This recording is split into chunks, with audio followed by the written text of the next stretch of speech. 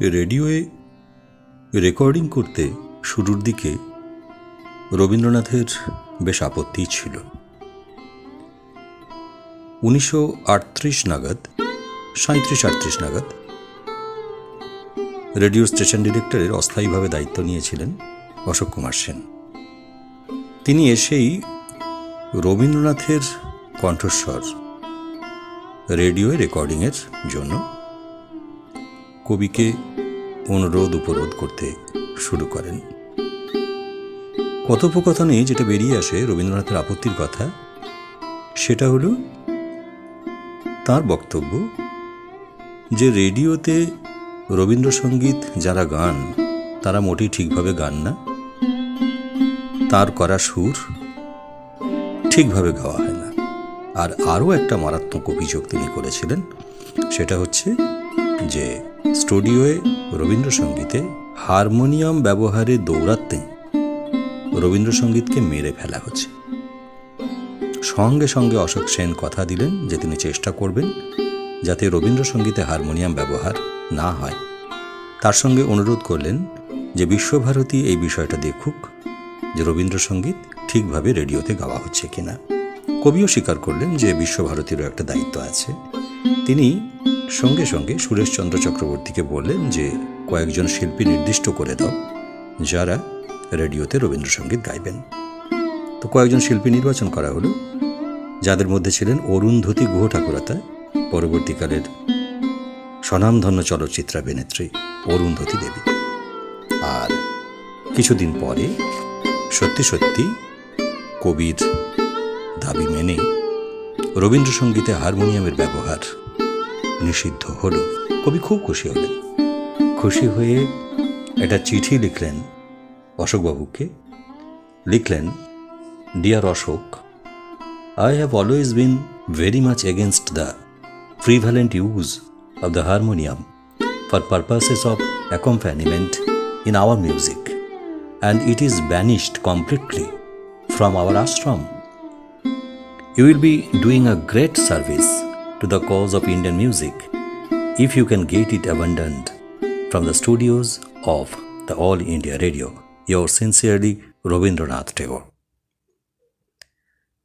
এরপর রবীন্দ্রনাথ কিন্তু একটু নরম হলেন এবং অশোক সেন ব্যবস্থা করলেন।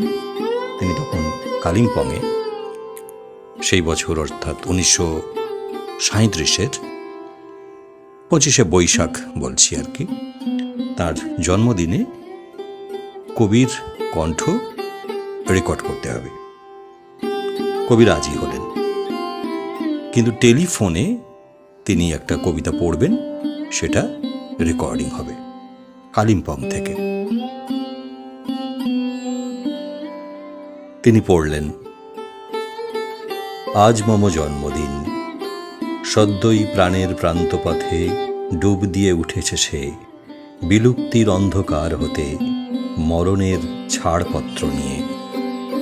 মনে হতেছে কি জানি পুরাতন বৎসরের গ্রন্থি বাঁধা জীর্ণ মালাখানি সেথা গেছে ছিন্ন হয়ে, নবসূত্রে পড়ে আজি গাঁথা নবজন্মদিন। জন্মোৎসবে এই যে আসন পাতা, এথা আমি যাত্রী শুধু, অপেক্ষা করিব লবটিকা মৃত্যুর দক্ষিণ হস্ত হতে, নূতন অরুণ লিখা যবে দিবে যাত্রার ইঙ্গিত।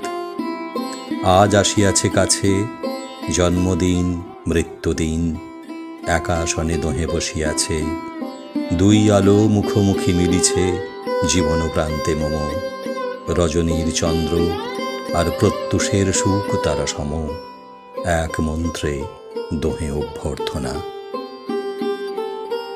এই কবিতাটি ছিল জন্মদিন রবীন্দ্রনাথের প্রথম রেডিওতে রেকর্ডিং।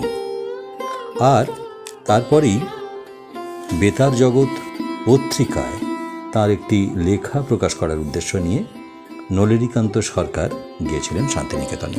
কিন্তু তখন তিনি অসুস্থ, ডাক্তারের নিষেধ রয়েছে, কিছুতেই তিনি রাজি হলেন না বেতার জগতে কোনো লেখা দিতে। অনেক কথা বলবার পরেও নলিনীকান্তকে খালি হাতে ফিরে আসতে হয়। কিন্তু কবি তো কাউকে কষ্ট দিতে চাইতেন না, তার পরেই একদিন পরেই নলিনীকান্তর কাছে পৌঁছে গিয়েছিল একটি লেখা। সেই লেখাটি প্রকাশিত হয়েছিল বেতার জগতে, যদিও কবিতাটির নামকরণ কিছু করেননি কবি, কিন্তু রেডিও সম্পর্কিত সেই কবিতাটি। ধরার আঙিনা হতে ওই শোনো উঠিল আকাশবাণী, অমর লোকের মহিমা দিল যে মর্ত লোকেরে আনি। সরস্বতীর আসন পাতিল নীল গগনের মাঝে, আলোক বীণার সভামণ্ডলে মানুষের বীণা বাজে। সুরের প্রবাহ ধায় সুরলোকে, দূরকে সে নেয় যিনি, কবি কল্পনা বহিয়া চলিল অলক্ষ সৌদামিনী। ভাষারথ ধায় পূবে পশ্চিমে সূর্যরথের সাথে, উধাও হইল মানবচিত্ত স্বর্গের সীমানাতে। এই কবিতাটিতে যে আকাশবাণী শব্দটি তিনি ব্যবহার করেছিলেন, তারপর ভারতবর্ষের রেডিওর পরিচিতিই হয়ে গেল আকাশবাণী।